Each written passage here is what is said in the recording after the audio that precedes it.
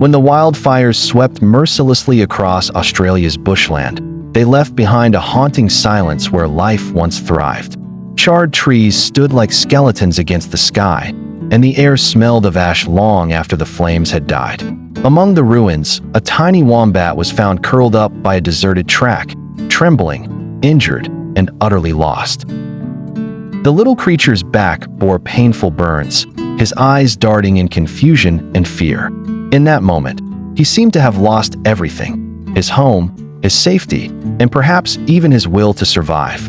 Yet fate, it seemed, had not abandoned him. A young man, walking by chance along the track, spotted the fragile figure. Without hesitation, he took off his jacket, wrapped the wombat gently inside, and carried him home. It was not obligation that moved him, but something deeper, an instinctive compassion in the face of suffering. Back at the house, help was called. A local wildlife carer arrived, and together they began treating the burns, easing the pain, and preparing a quiet corner where the wombat could rest. For days he remained withdrawn, trembling under blankets, too fearful to trust. But slowly, with gentle care, the healing began, not only of his body, but of his fractured spirit. The family gave him a name, Ash. It was a symbol of both the devastation he had survived and the possibility of renewal.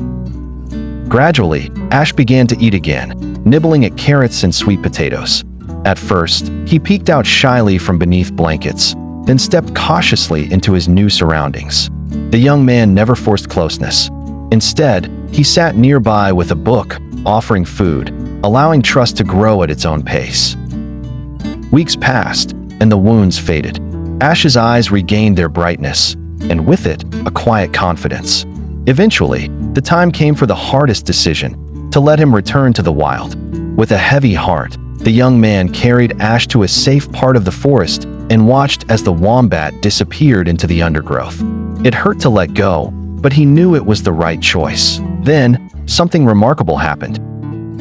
A week later, in the soft light of dawn, Ash reappeared. He sat calmly at the gate, not asking for food, not seeking shelter, only staying for a short while before wandering back into the trees. His visits became a quiet ritual.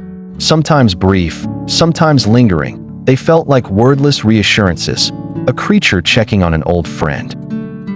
For the family, those moments became sacred. They were reminders of a bond forged not by ownership, but by compassion and survival. Ash was free now, and they did not try to hold him. Yet the gate remained open. To this day, Ash still returns from time to time, less often than before, but always with the same quiet dignity. In a noisy world, his silent presence at their doorstep carries a powerful message of resilience, of hope, and of the enduring kindness that bridges the fragile line between humans and the wild.